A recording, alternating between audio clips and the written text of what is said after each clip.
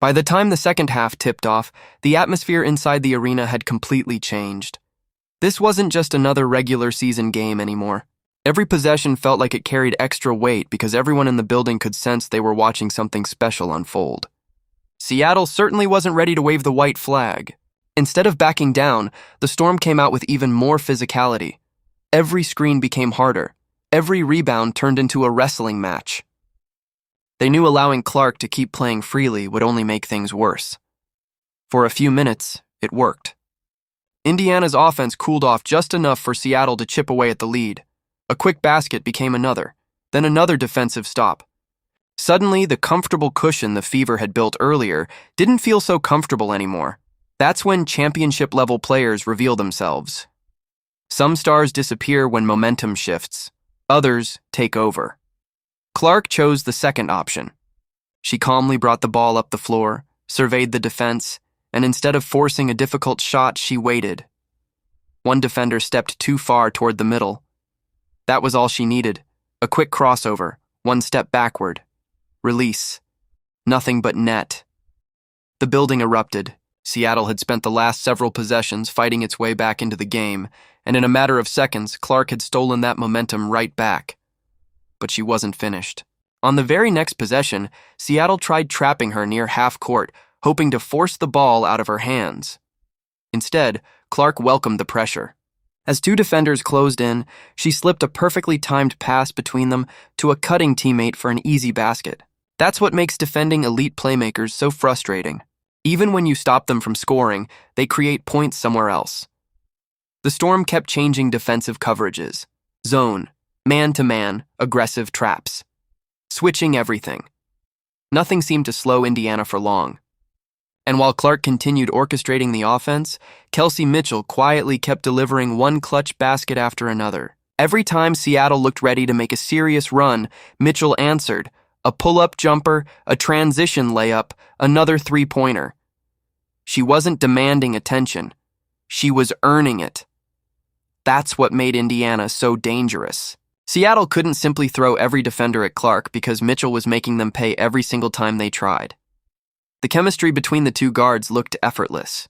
Clark would draw multiple defenders. Mitchell would find open space. The pass would arrive exactly on time. 2 more points. Then they'd switch roles.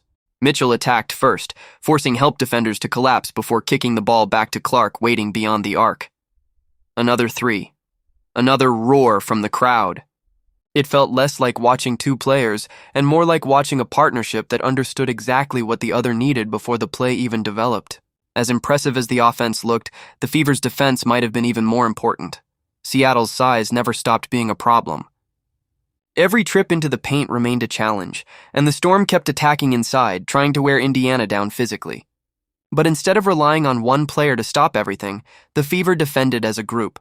One player boxed out, another rotated over to help, someone else grabbed the loose rebound. It wasn't flashy. It was disciplined. Those extra efforts slowly started frustrating Seattle. Missed opportunities turned into rushed shots. Rushed shots turned into transition chances. And transition basketball is exactly where Clark becomes even more dangerous. Few players see the floor the way she does. Before defenders could recover, she was already pushing the pace, scanning every corner of the court. Sometimes she'd finish herself. Other times she'd fire a pass that seemed impossible until it landed perfectly in a teammate's hands. The numbers on the scoreboard kept climbing. So did Clark's statistics. Points, assists, 3-pointers. Every commercial break seemed to introduce another graphic, comparing her night to some of the greatest performances in franchise history. The commentators started asking a question fans everywhere were already thinking. How many records could fall tonight? At first, it sounded like an exaggeration. Then another milestone appeared. Then another. Then another. Suddenly, it wasn't an exaggeration anymore. It was reality. The Fever bench could feel it. Every made basket brought teammates to their feet. Every defensive stop generated even louder celebrations. There was an unmistakable belief growing throughout the arena. This wasn't simply about winning a basketball game anymore. This was about witnessing history together.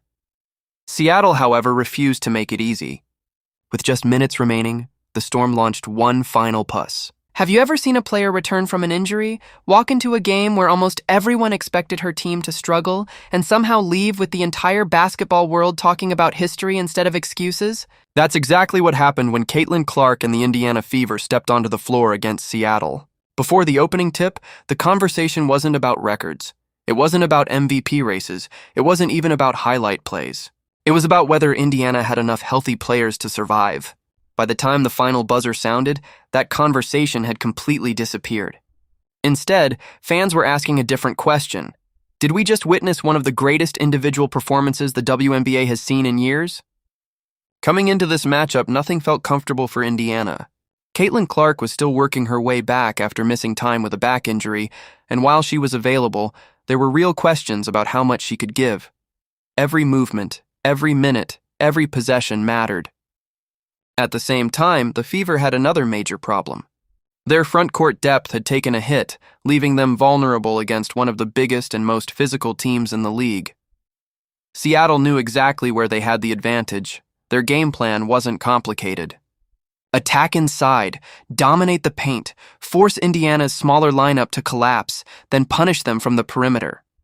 On paper, it looked like the perfect strategy. The Storm had the size. They had experience. And they had every reason to believe Indiana would eventually wear down. For the first few minutes, it almost played out exactly that way. Seattle established position inside early. Every rebound became a battle. Every missed shot turned into another opportunity for the Storm to remind Indiana just how much size they were missing. Fever fans could feel the tension inside the arena because every defensive possession looked like it might become another second-chance opportunity for Seattle. But there was one problem. Caitlin Clark never looked interested in following the script everyone else had written. From her very first touches, something felt different. She wasn't easing herself back after an injury. She wasn't testing her range. She wasn't playing cautiously. Instead, she attacked with the same confidence that's made her one of the biggest stars in basketball. Miss a shot? Forget it. Turn the ball over, move on. Face double teams? Bring them anyway. That's the mentality that immediately changed the energy inside the building. Then came the first deep three. The crowd exploded, not just because the shot went in, but because it reminded everyone of something critics had almost forgotten during her absence. Caitlin Clark doesn't need much time to change an entire game. One shot becomes two, two become three. Suddenly, defenders aren't guarding the three-point line anymore. They're guarding several feet beyond it. That's when the floor starts opening up for everyone else. Seattle's defense suddenly had a decision to make. Stay attached to Clark 30 feet from the basket and leave driving lanes open? Or help inside and risk watching another logo 3 fly through the net? Neither option looked good. While everyone focused on Clark, another Fever star quietly started putting together a performance of her own. Kelsey Mitchell looked completely locked in. Every time Seattle shifted extra attention toward Clark, Mitchell made them pay. She attacked closeouts, knocked down jumpers, and found open space before defenders even realized where she had gone. Within minutes, it became obvious that this wasn't going to be a one-player show. It was becoming a nightmare to defend. The scary part wasn't just how many points Indiana was scoring, it was how easy they suddenly made it look. Clark wasn't forcing difficult shots.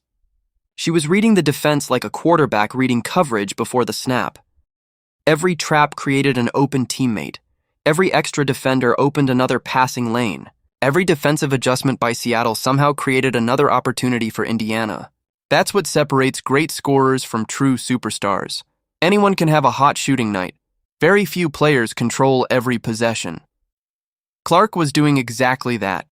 Every trip down the floor felt different. She wasn't just hunting points anymore.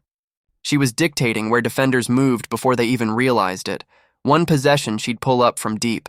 The next, she'd drive into traffic. Then she'd fire a perfect pass across the court without even looking.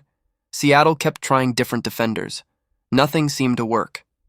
The deeper the game went, the more obvious it became that Clark wasn't simply having a good night. She was entering one of those rare zones athletes talk about after the game. The moments where everything slows down, every decision feels automatic, and the basket suddenly looks twice as big. Meanwhile, Indy,